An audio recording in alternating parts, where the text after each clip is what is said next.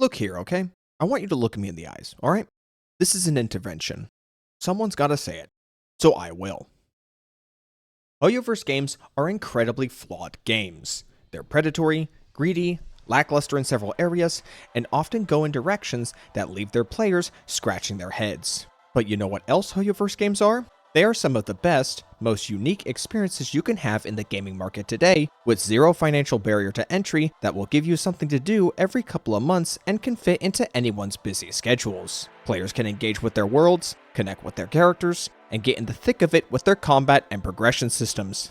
I'll admit, this is something that even I, for a long time, failed to recognize and would even occasionally attack fans of these games because I thought it was the right thing to do. Recently, however, I've come to a realization of how counterproductive it is to be constantly on the offensive against players of these games when I should simply speak with my wallet, leave my feedback, and hope for the best. But what happens when you take things to the extreme with no regard for the enemies you make along the way? That is the best way I would describe the Anti-Hoyoverse community, a decentralized collection of content creators and Gacha community members who for one reason or another hate Hoyoverse and their games and actively try to bring them and their communities down. Some of whom do so with no tact or subtlety whatsoever, justified in their behavior because some fringed extremist Hoyo fans did them wrong, so now it's okay for them to do you wrong. Why come from a place of hope for a better Genshin, HSR, or ZZZ and attempt to present your point of view respectfully when you can just go scorched earth on everyone, only paying lip service to the idea of a better Hoyo game for the sake of self-righteous virtue signaling?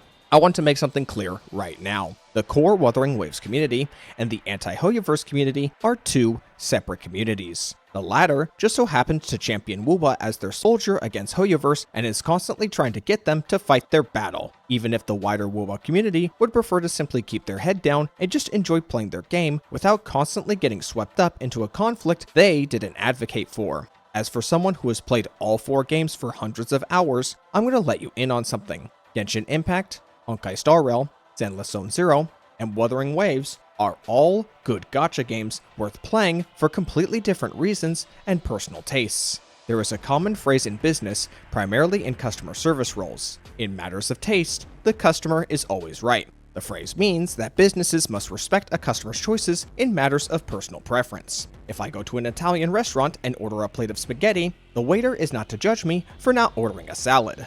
If I go to a used car dealership and pick a cheaper car, the dealer is not to judge me for not going for the more expensive car. So on and so forth. Now, of course, Gacha community members are not businessmen, but the sentiment remains the same. If a Gacha player wants to enjoy a Hoyoverse game and does not care about whatever is being complained about in certain corners of social media, the Anti-Hoyoverse community needs to respect their wishes in order to maintain a healthy public opinion and not get labeled as extremists looking to cause trouble with others who aren't looking for it. Unfortunately, this approach was not taken, and the anti-Hoyo community would repeatedly find ways to provoke and agitate groups affiliated with Hoyoverse games and damage their core message. When you start complaining about insignificant nothing burger topics just to perpetuate the hate brigade, you come off as a rage baiter and muddy the focus of what's at stake. When you generalize entire communities and then proceed to gaslight those who call you out just so you can displace accountability for sensationalizing your opposition, you radicalize moderates and well-mannered players. When you create fluff content without any real substance to inflate hype with self-aggrandizing arrogance, you come off as an echo chamber and your opposition won't take you seriously.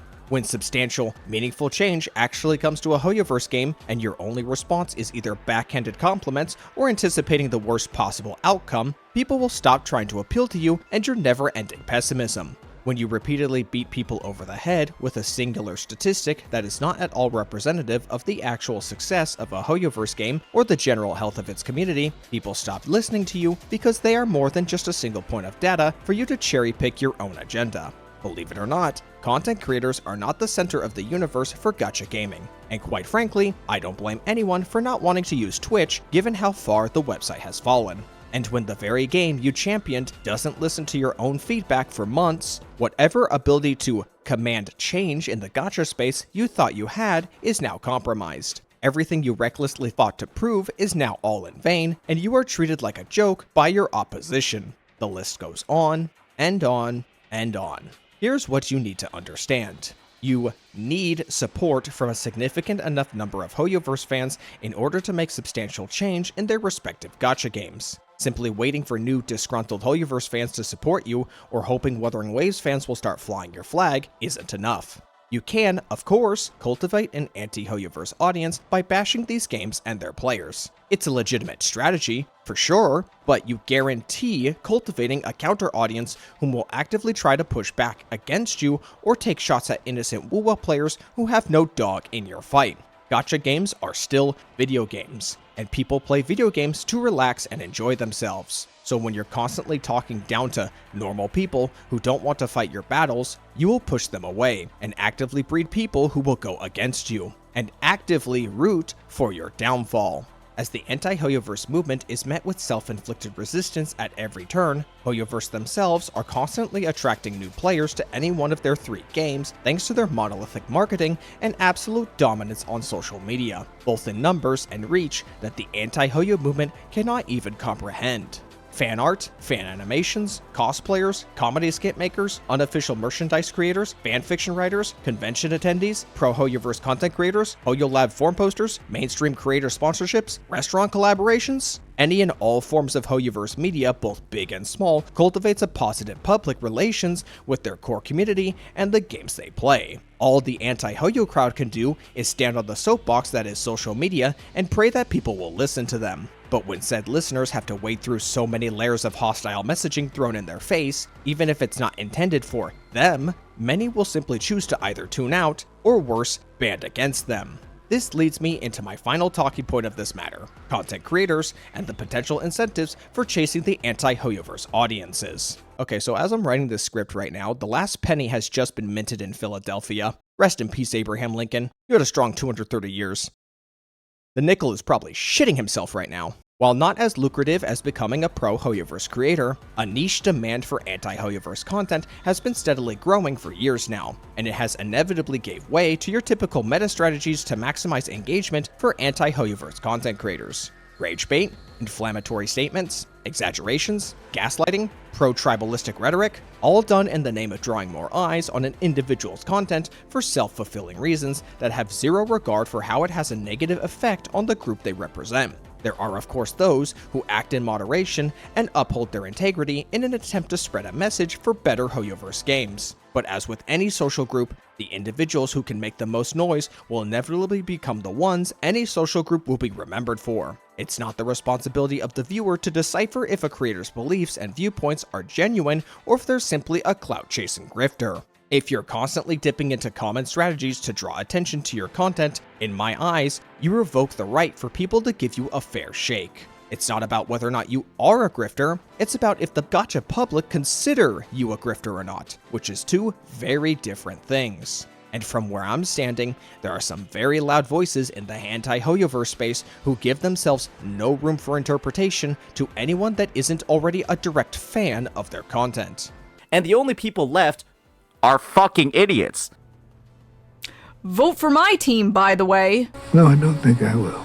As someone who's been on both sides of the aisle and experienced what each group had to say in regards to their own opinions of Hoyoverse and their games, my stance hasn't really changed since I took up content creation. I'm all for improvements and player feedback for modern gacha gaming as we know it, but that's where my similarities with the anti-Hoyoverse movement ends. I want to see a better Genshin Impact. I want to see a better Honkai Star Rail. I want to see a better Zenless Zone Zero. And I want to see a better Wuthering Waves. But just because I want a better gacha game doesn't suddenly give me the right to talk down to everyone who won't dance to my tune. I'll reiterate what I said with the situation regarding Blue Panda and say it here. There will always be instances of pushback for any subject matter you discuss on the internet, gacha games included. However, you can directly control the degree to which you receive pushback based on what you cover and how you cover it. If all you do is continually attack fans of Hoyoverse games, then expect to never make any significant change within Hoyoverse games. And if your response is to simply remark how they started it all, or that they're much worse, then congratulations, you've got what you wanted. A never-ending, unproductive cycle of vitriol and hate that you are directly benefiting from. Because why end the gacha wars when the gacha wars are so profitable to you?